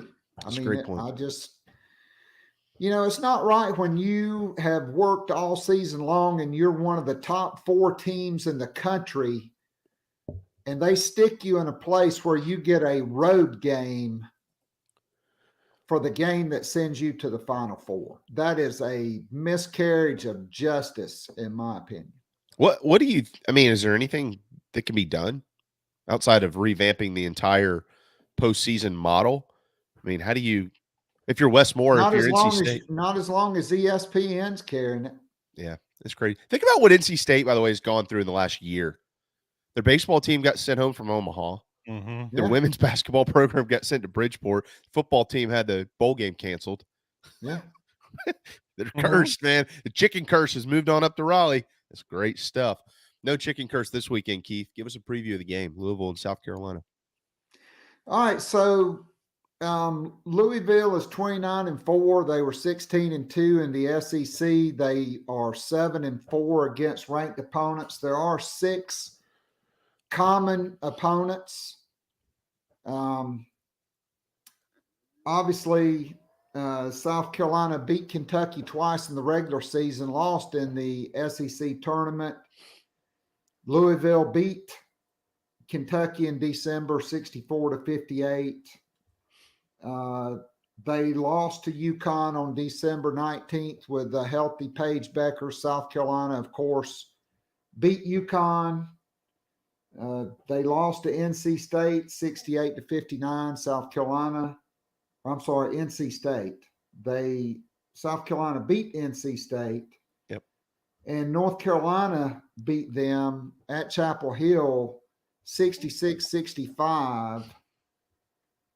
And then, of course, you know, Miami, they lost to them in the ACC tournament. South Carolina beat Miami in the NCAA tournament. And then Tennessee, Louisville beat them in the Sweet 16 to advance to the Elite 8 game against Michigan, who they had already defeated 70-48 in December, and then they beat them the second time 62-58 to 50. Louisville is not as big as South Carolina. They are a guard-oriented offense. Number 10, Haley Van Lith, is their best player. She started every game. She's played the most minutes, 31 minutes a game. She averages almost 15 points a game. She's a great free throw shooter, over 81%, and she hits about 37% from three. She and Kiana Smith, who's a 6-foot guard who transferred from Cal, and 6'1" forward Emily Inkster, who transferred from Syracuse. They are their best three-point shooters. Smith shoots 37%. Inkster shoots 38%. Their center, Olivia Cochran's a player from Columbus, Georgia, that South Carolina recruited. She's only about 6'2", but she's kind of a wide body, banger, pretty good player. And then Louisville plays 5 other players double-digit minutes, led by Liz Dixon, who is 6'5". She's a transfer from Georgia Tech. And Mikasa Robinson is the leader off the bench. She's not started a single game, but she plays 20 minutes a game. So they play a lot of guards mostly with, essentially one post. So 4 around 1, and they like to shoot threes. So how can they beat South Carolina? I mean, everything I've heard, because everything you said is spot on. So how can they beat South Carolina? Because to me, it doesn't. I know their guard play is good, but if South Carolina's guards show up, I don't even know. I don't know that they lose. I don't know that it's really that close, to be honest, Keith. So here's the thing. All right, is now you're in a different arena for the first time in Minneapolis, Minnesota. And South Carolina's guards have been inconsistent. Yep. You can't count on them to show up like you can count on Aaliyah Boston or like Victoria Saxton to play her behind off for ever how many minutes she's out there. She gives more energy every night than any other player, maybe even in the country. If I'm Louisville, I'm packing it in. And not for a half like North Carolina did. North Carolina said, oh, no, Cook and Henderson are hitting threes. We got to come out and guard them. And then neither one of them scored much at all in the second half, but Aaliyah Boston did. She ate them up. Yeah. If it's me, I'm going to be stubborn. And if they're hit, I don't care how many threes they hit in the first half. Even if I'm down by 10 or 12 points at the half or 15 points, I'm still packing it in with 5 players, 1 foot in the paint at all times, just about. And the guards are going to have to beat me for 4 quarters. I would not allow Aaliyah Boston, Cardoso, even though they can throw it over the top to them. They're going to have to really earn it. And we're going to put bodies on them, just like other teams have done, that have built their entire game plan around stopping Aaliyah Boston and players like Cardoso, Saxton, and even LA. And you have to, if you're Louisville, to me, you just have to hope that Henderson and Cook can't find the range. And even, if they bring in Destiny Littleton, that she doesn't hit either. To me, South Carolina is better on paper than Louisville. They're bigger than Louisville. They're more athletic than Louisville. I think they're deeper than Louisville. But it is a 1-game season. Mm-hmm. And we've seen it in countless men's Final Fours and women's Final Fours where anything can happen. An injury can happen. Foul trouble can happen. It is literally a 1-game season, so anything is possible. But Having said that, if South Carolina brings their A game and Louisville brings their A game, South Carolina still wins by double digits, in my opinion. Last year, Aaliyah Boston, it's good. How many times are we going to see it this weekend, right? In the broadcast, that final shot that didn't go in, and exactly. She's basically been reminded about this for 12 months. And now she's the National Player of the Year, rightfully so. She should have been named it. She was. Dawn, National Coach of the Year yesterday. Is that something that you think will be in the locker room with the Gamecocks this weekend in the back of their minds? I mean, look, I certainly think Dawn Staley said earlier today at the press conference that they will be judged on the number of championships they win. Yeah. She said last year in her season wrap that the goal, the goal was national championship. Anything less than that, the season would be a failure. That's tough. Okay, I do think it's driving South Carolina's players. We saw it. Like even tomorrow night against Louisville, I don't even think they have to hit, a high percentage of threes or perimeter shots or runouts for the whole game.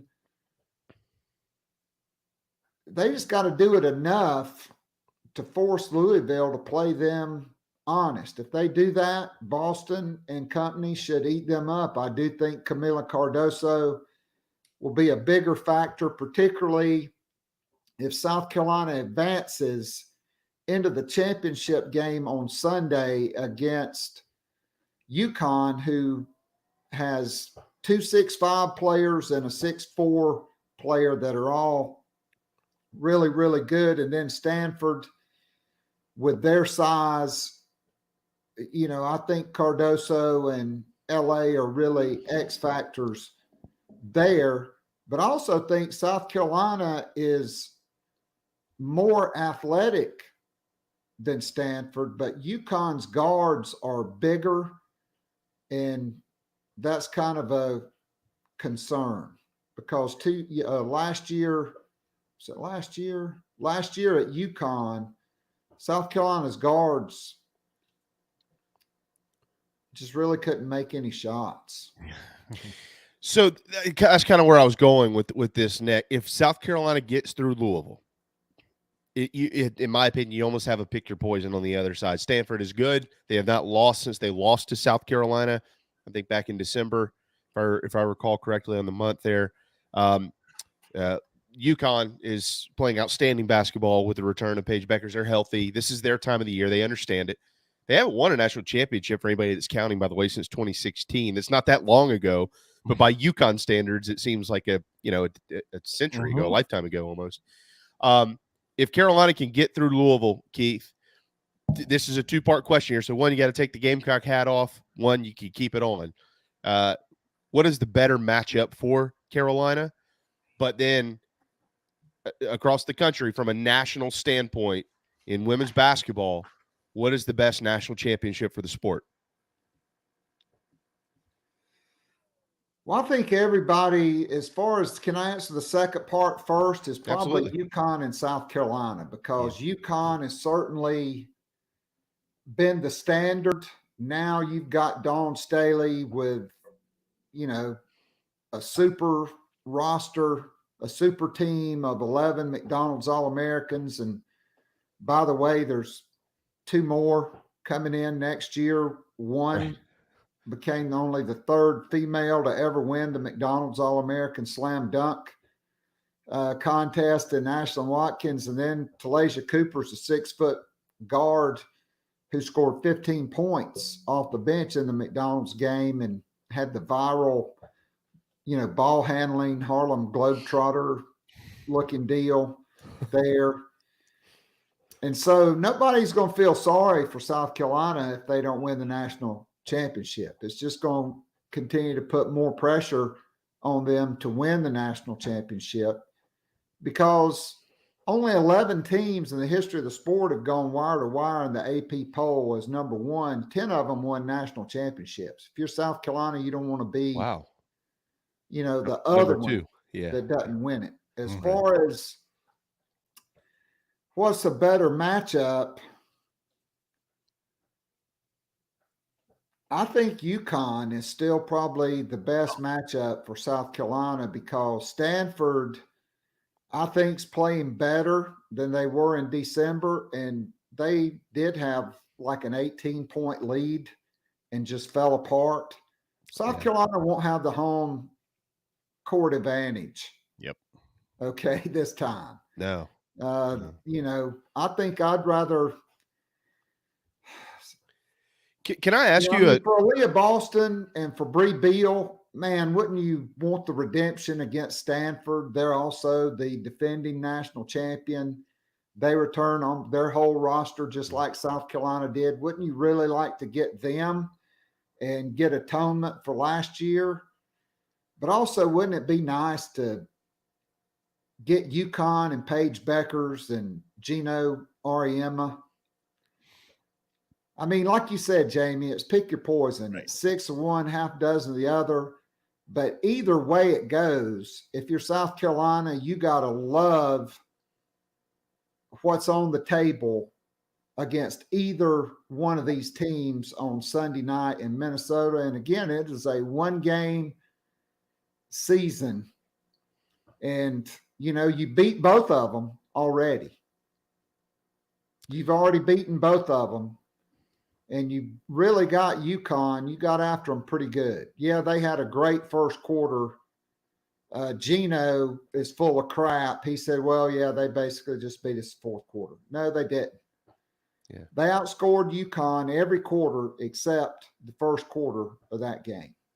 And so I'm sure for Dawn Staley, it's blue bloods. It's just like the men's tournament. Yep. Okay. It's just like Mike Krzyzewski, Duke, North Carolina, Kansas, Villanova. It's blue bloods. This women's Final Four, it's chalk.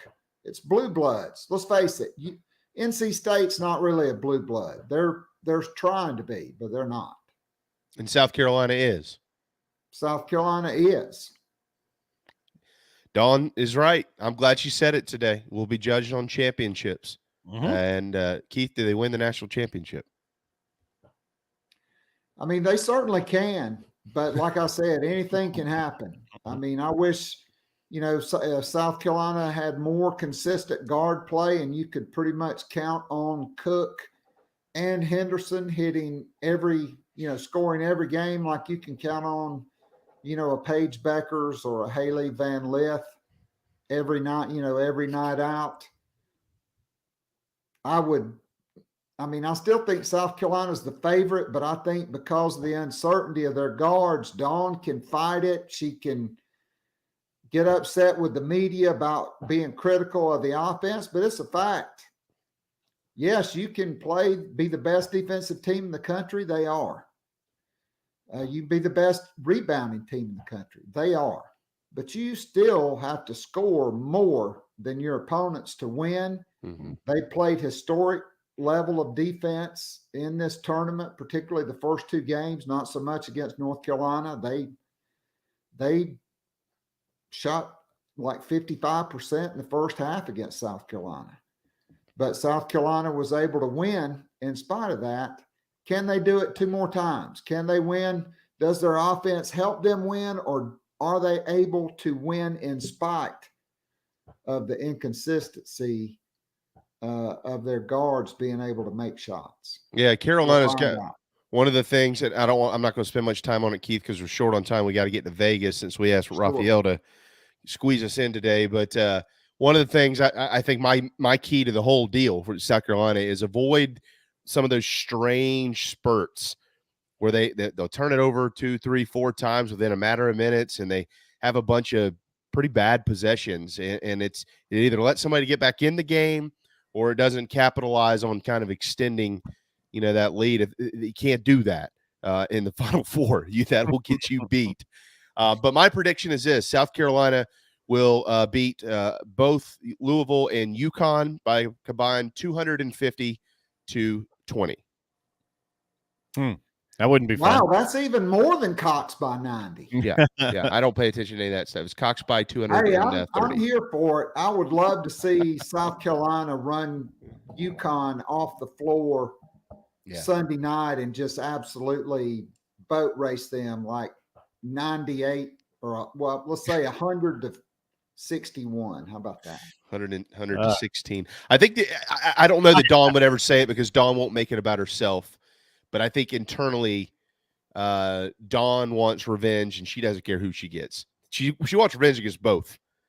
In this moment, she beating Stanford. Yeah, at this moment, it doesn't matter, right? 2 wins and it's a national title. Exactly. That's all we're judged on. Yeah, like I don't think she would ever say that publicly, but I think internally. She wouldn't. And look, I don't think there's any love lost between her and Tara Vanderveer. I mean, look, the last time, well, not the last time, but in 2017, I was at the game in Dallas, and what Stanford did to Asia Wilson, if that had been outside on the street, a couple of Stanford's players would have been arrested for assault. Okay. And so I just don't think there's any love lost there. And I mean, nobody other than UConn fans can stand Gino because he's just an arrogant prick. That's just the bottom line. One of the best interviews I've seen of all time, I'm not exaggerating, was Holly Rowe's interview with Gino after that double overtime game. It was one of the best live interviews I've ever seen for a lot of I didn't see it. He was emotional. He was like just a few days ago. Yeah. That was I'll give you credit there. I'm not going to say thought his streak was about to end because it is all about him. Yeah, that was one of the best I've ever seen of him. Generally, I'm like, you're right on that. I don't know about best interviews of all. Are you saying all time period or just all time with Gino? Period. It was a fabulous live interview. The way Holly Rowe conducted herself, the questions she asked, and when she's good. It was and there were a lot of extenuating circumstances that lead to that even being in the conversation. Yeah. It was one of them. It was fabulous. It was a very, very well done interview. Holly's good and she's likable. And all right, who wins the men's side, Keith? Because we won't talk to you till Tuesday. So who wins the national championship? Well, I don't know who's going to win it, but I'm pulling for Duke because just like Ed Conroy, as a young coach, I went to Dean Smith's clinics every year. I went to Duke's clinics, Mike Krzyzewski, all the way back to when Grant Hill, Leitner, Hurley, Thomas Hill, all of those cats, all the way through. I mean, just class individuals. Bill Self backed into his only national championship when Calipari's team, Memphis, choked off, missing like every 1-and-1 imaginable. And Jay Wright is the best dressed coach in the history of the NCAA tournament. Everybody's dressing down now since COVID. That's a thing. But he's a great coach. Yeah, he is.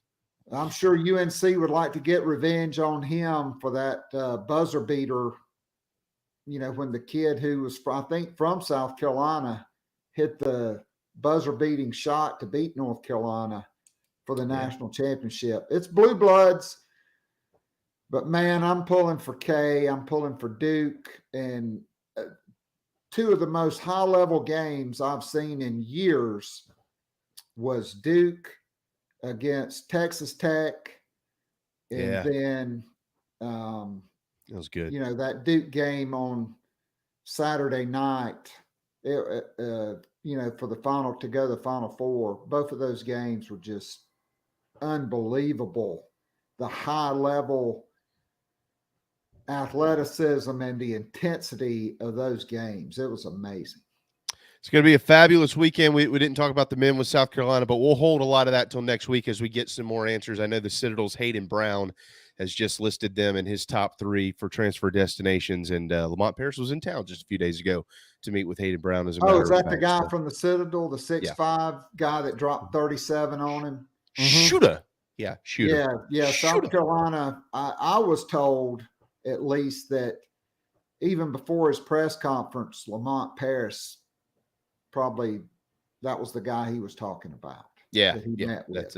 That's my understanding is that's exactly who it is. So, Keith, thank you, buddy. Have a wonderful, wonderful weekend. It's going to be 4 great nights of basketball. I love you guys. I can't thank you enough for making room for me to be on this week. And I'm just so thankful to you guys that you continue to keep having me on the show, even after I call a guy an arrogant prick. You still invite me back. It's Patrick Davis drops the F-bomb on here. You're fine. That's no, I'm not going to do that. Yeah. Thank you, Keith. See you, bud. Thank you. Yep. There you go. Keith Allsep in Texas and now to Vegas. And then Darren and I are getting the hell out of here. Speaking of which, he squeezed us in this week as well, because generally it's Friday, but it's Thursday because we're off tomorrow. And Raphael Esparza has a bunch of money to make with mybookie.ag. Hey, bud. Hey, guys. I didn't know I can cuss on the show now. I've learned so much in the past 5 minutes. So we don't advocate it, but it's not like we're just going to kick you off. Yeah, we'd rather you not. But kids, if the kids are in the room, tell them to leave. You know, if you're a hungover musician in Nashville and the F-bomb slides sometimes, I guess we'll whatever. We'll get through it. But hey, man, here we go. So look, we're going to get to all the. I want to hear the men's and the women's stuff from you. But describe Final Four weekend in Vegas from a betting standpoint. It's not as big as the first 4 days because you only have people like, I tell people, if you're going to come to Vegas, you come for the first 4 days. Why would you come to the Final Four? It's 2 games. It's in Vegas in the hard smack of dinner time. So it's not like you're going to go to a book and have a nice meal watching the game. I mean, you can maybe eat a hot dog on a Saturday night watching games. But Final Four weekend is just not as, mega let's go to Vegas to watch the Final Four because the times are just different in PSD. Not like you guys where, it's 7, 9 o'clock and the kids are already asleep and you're already pounding your third scotch or bourbon on a second game. So 7 it's weird. This is going to be interesting because normally we have baseball during the Final Four, like either the first weekend or like that. So I think the handle is going to be much different. I think it's going to be just because there's a handful of basketball games, NBA, not that many good ones on there, not that many good NHL games, no baseball. So I think the handle will probably be a little bit bigger than normal just because there's nothing else. There's no UFC this weekend as well. Yeah, isn't it one of the most bet tournaments in general of all time? This one right now, yes, it will be. Well, it will be just because there's more options. I mean, not all these U.S. books on there. There's more options about prop bets. There's more states and stuff like that. So it's hard to say it's the biggest just because we never had these numbers before. All right. I do want to squeeze this in. I haven't mentioned it all week to Darren. I kept forgetting. I thought about both of y'all last week, and I had my kids, so I didn't take a picture because I was making sure that they weren't, running in circles.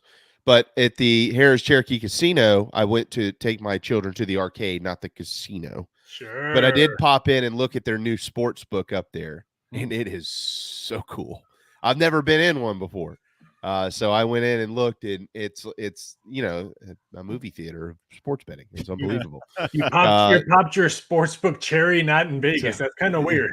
At a random place in North Carolina. No, it's not random. It's owned by Caesars, Harrah's Cherokee Casino. It's awesome. But I literally walked in. I was like, man, if Darren was here, I'd never get him out. And Raphael Esparza would laugh because he's in Vegas. But anyways, I wanted to make it a point that tell you, both of you, I saw it, and it's cool. And then we went and played bowling in the arcade. Okay, so to the weekend we go here, Raphael. I want to start on the ladies' side. Mybookie.ag is where you can follow along with everything we're going to discuss. And if you have not placed any bets, good. Wait until you hear what Raphael has to say first, and then we'll go from there. And we'll start with UConn and Stanford, two of the greats in the history of women's basketball.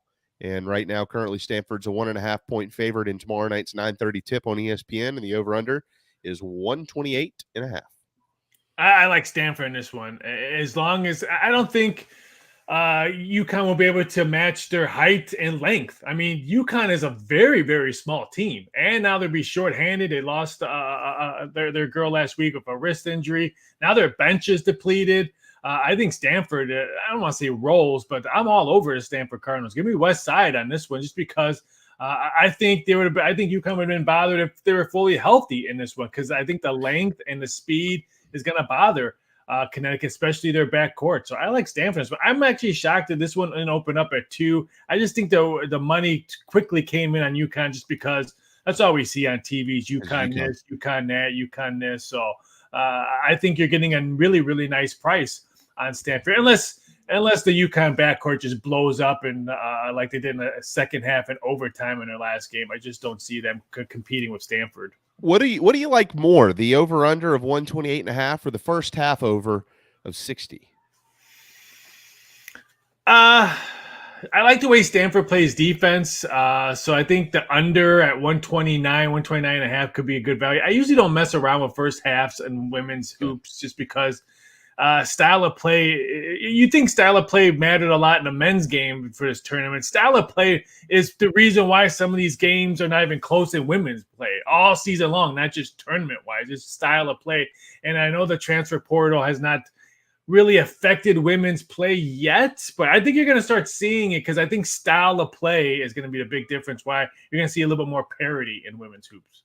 Now that we're deeper in the tournament, I'm in multiple like group chats. One of them was all over first half women's early in the tournament when the spreads were mind-boggling, and then if the spread was that big, it was just hammer that first half on the team that's favored. And there were some of us who did well, some of us did better than others. But that was a good tip from one of our group chats. Yeah, I agree. The bigger numbers, the first halves are usually the way to go. That's why we put small limits on first half women's hoops than bigger limits on second halves. Makes sense. South Carolina and Louisville, 7:00 tip tomorrow night on ESPN. Raphael, the Gamecocks in search of their second national championship and their second since 2017. By the way, if they win that, they will have won 2 since 2017. UConn will have won 0. Wow, they are 8.5. So much hatred for UConn on this show. No, I just got none. look. It's a respect for UConn because they are the baseline in which you judge yourself off of. At least used to be the baseline. Well, okay. So who is it now? Is it South Carolina? No, there's no baseline right now in women's hoops, unless for some odd reason South Carolina and Stanford win 3 out of 4, 4 out of 5. I'll even take 2 out of 3. Right now, I think parity is starting to really, like I said, I think parity is going to be strengthening wider in women's hoops. At the top is, I mean, parity. There's not. I mean, you're saying there's parity at the top of the elite in the sport. Yeah, but I think it's going to trickle down. I mean, we've seen Indiana who's starting to recruit well. We've seen some Big Ten teams recruit well. You're going to see, I think, women's college basketball is almost going to be like men's now. Like where we're going to see Murray State's doing shockers, St. Peter's and stuff like that, where before we never saw that in women hoops. Okay. All right. I hope you're right. There was a lot of momentum for that theory, really, I guess, early in the tournament when a lot of there was a lot of player and coach talk like, hey, let's take this mid-major label off because the parity is spreading. Like the talent gap isn't as wide as it once was. It's a little bit. It's taking a little bit longer in women's basketball than it has in men's. Yes, without a doubt, that's true. But LSU this year, for instance, Kim Mulkey comes right in, brings a couple players with her, and all of a sudden they're a top 10 team. So it can happen quicker than it used to. 8.5-point favorites are the Gamecocks against Louisville. The over/under is 119.5. I think South Carolina wins this one, but I don't know why this number is that high. Louisville's defense is really, really good.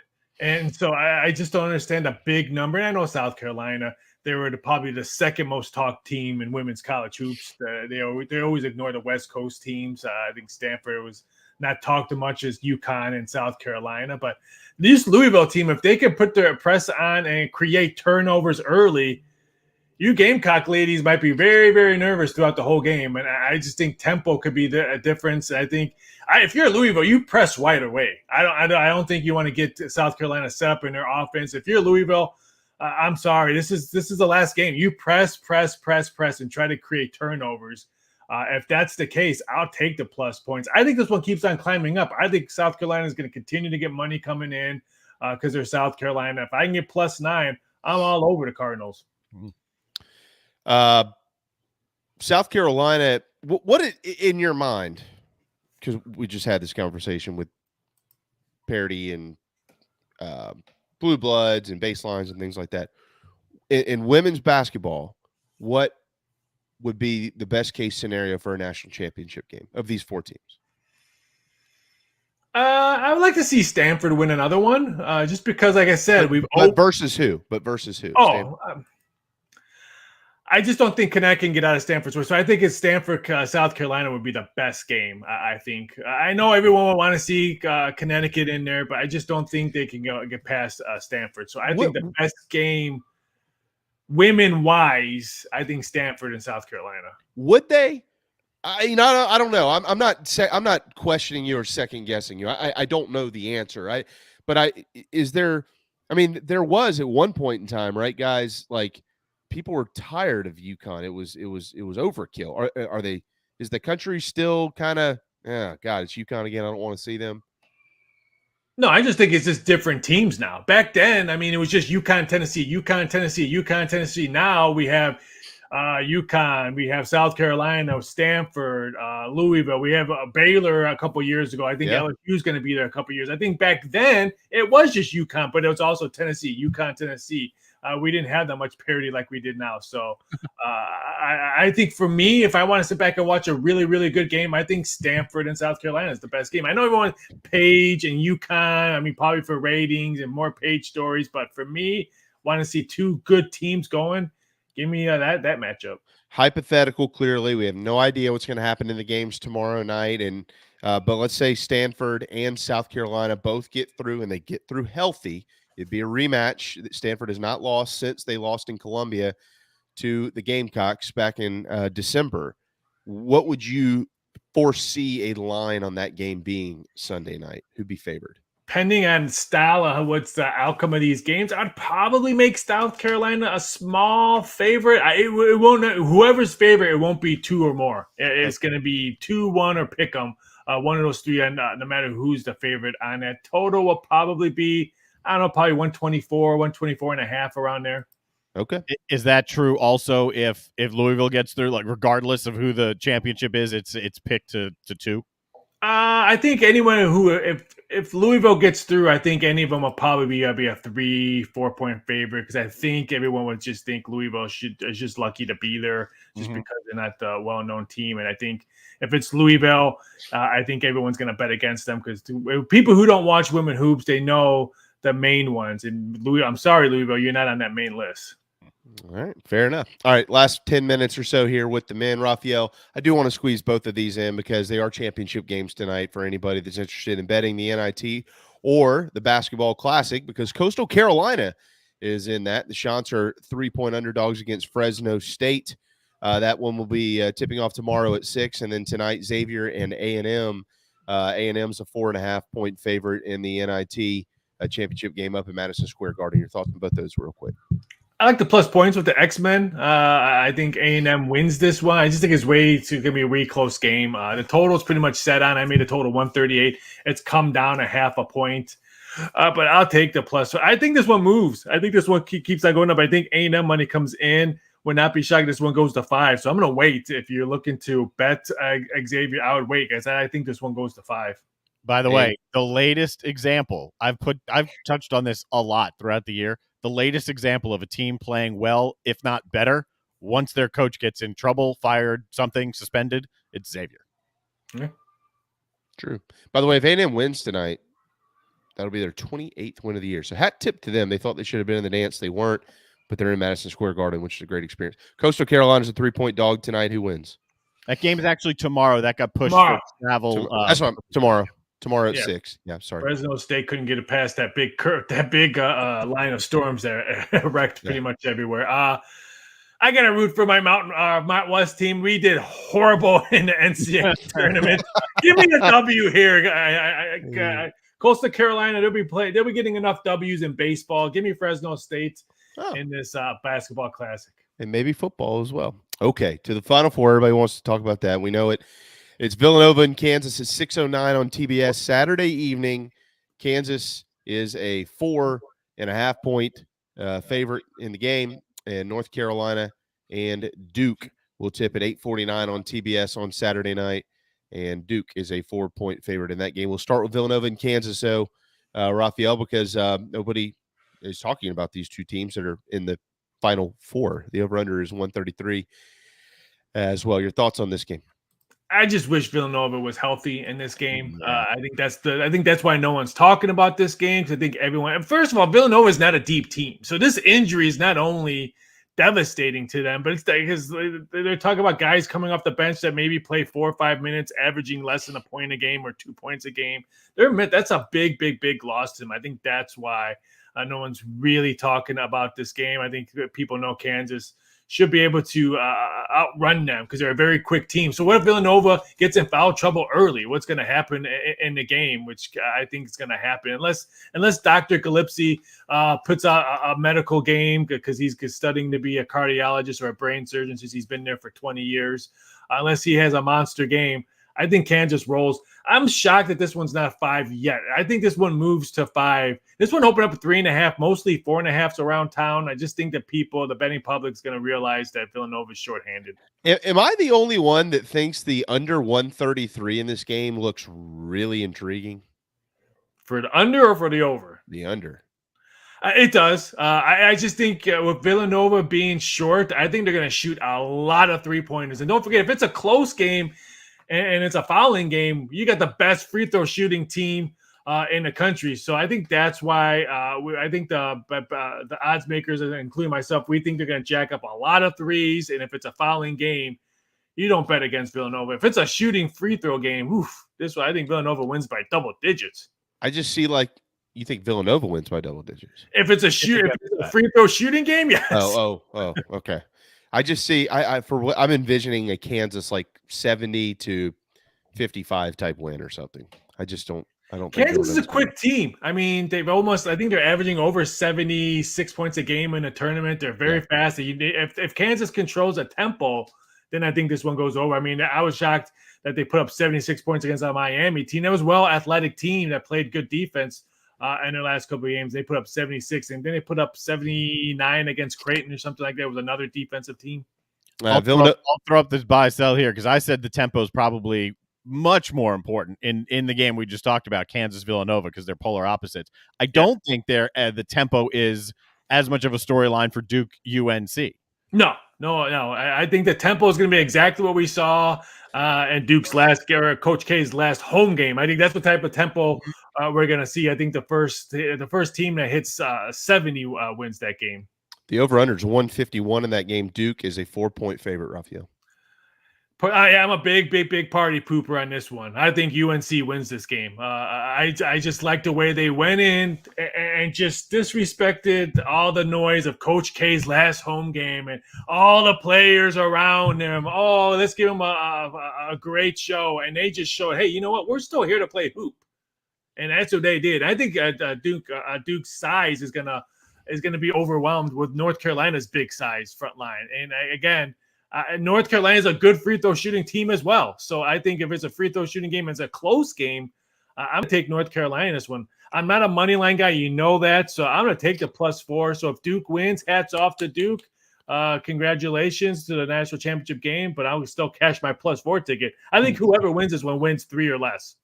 How about Duke and North Carolina? Duke, a 2-point favorite in the first half line of the game. Kansas is at -2 in their first half line against Villanova. Do you like either one of those?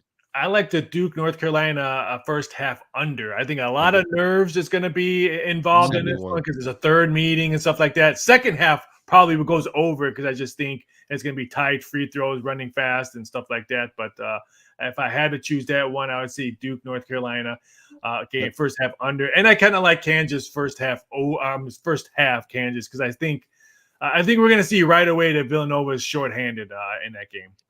71 is the over-under in that Duke UNC game in the first half. So you're saying you like that? You like the over? I would say under the first half because I think you like the under. Yeah, I think a lot of nerves in the low 30s, high 20s. Okay. And then you said Kansas at -2 in the first half of that game. If someone were to bet it, take a peek.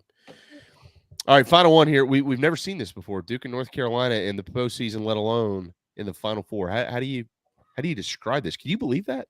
I didn't believe it at first when I saw it. I'm like, that can't be true. And then I dug it. I'm like, wow, it really was. I understand the emotions, and even your boy, your country star had to cancel his concert because he wants to go to this game. But I totally get it. I understand it, so I'm not going to be like, oh, this is the greatest game. It's the greatest rivalry in college hoops. It's not even my top 5 greatest rivalry in all sports, but in college basketball, it's I would put that up there as the greatest college basketball rivalry out there. And I think that's why it's getting a lot of love. It is the greatest basketball rivalry. All right, when we talk to you next week, who are the national champions in men's and women's basketball? I'm going to say Stanford and ladies. I just think their size is going to be too much and their length. And I'm going to pull off the complete upset of everyone else. Give me the 8th seed North Carolina Tar Heels. Wow. It would be their first national championships. It's 2017 when they won it, the year that the Gamecocks were in the Final Four in Phoenix. Carolina beat Duke, of course, en route to getting there. So you say Duke and Stanford. I think Kansas actually wins it. I mean, North Carolina and Stanford. Yeah, I think Kansas actually wins it, but that'd be great to see North Carolina, a team that wasn't even supposed to be top in the conference. Everyone thought it was going to be Virginia, Duke, and stuff like that. And so that'd be kind of cool to see North Carolina. It would be North Carolina's first since 2008, their 4th all time, which would tie them with UConn and get them ahead of the team they're playing, Villanova, who's got 3. Raphael, thank you so much. We know that you got a lot going on. We really appreciate you squeezing us in today since we're off tomorrow. It's going to be a blast this weekend. And next week, the Masters. Don't forget WrestleMania's this weekend too. Saturday and Sunday. Joy. WrestleMania. Jeez. Saturday and Sunday. Go Hulk Hogan. Hulk Hogan. He's not there. He will not be there. Oh, yeah. Well, Ronda Rousey's there. Oh, okay. Yeah. Well, I won't be watching either one of those. Andre the Giant. I can't imagine. Is WrestleMania? Are they competing with the Final Four in the national championships for fans, for an audience? Saturday they will. That's day 1. Day 2 is a Sunday, and there's nothing going on Sunday. Well, the women's national championship. No. And if you think Tiger Woods is going to win the Masters next week, I didn't say that. Who said? Nobody said that. We'll find out tomorrow if he's playing. I'm actually doing Tiger Wood prop bets right now, and there's a wheelchair prop bet that'll be published. If you want to lose money, bet on that because he ain't showing up in a wheelchair. If you want to lose money, don't bet on him to win. I want to see his son wheeling him around a wheelchair in a red polo on Sunday. That's my dream. That is my dream. That's not nice. Oh, you too. He knows I don't like him, so it's not like he's never heard it before. Oh. Well, he likes he's a big fan of our show, so now we're probably not going to get him back for a while. So thanks for that. Have a great weekend. Thanks, bud. Take it easy, guys. I didn't cuss. Good job. Nice. Raphael Esparza, he should be at his house in New Orleans. Down there. He might have been. Final Four. Or maybe he is. Is that where he is? I think that was the New Orleans spot. Oh, well. So then if that's true, then we had 2 guests in New Orleans today and 1 in Texas. Global. That's why you should download the app. All right. Wando Power tomorrow and Saturday. Their spring open house, 15% off Echo X Series equipment, 15% off Shindawa, 20% off of Red Max. Promo pricing on select Hustler equipment, lunch both days, and door prizes. WandoPower.com. All your outdoor equipment needs on Daniel Island. This weekend is the weekend to buy because it's cheaper. Do it now. I'm actually going to go buy there. I need a new pressure washer. So that's what I'm doing. For Darren, I'm Jamie. Have a wonderful weekend. We'll see you Monday right here on the JB and Goldwater Show.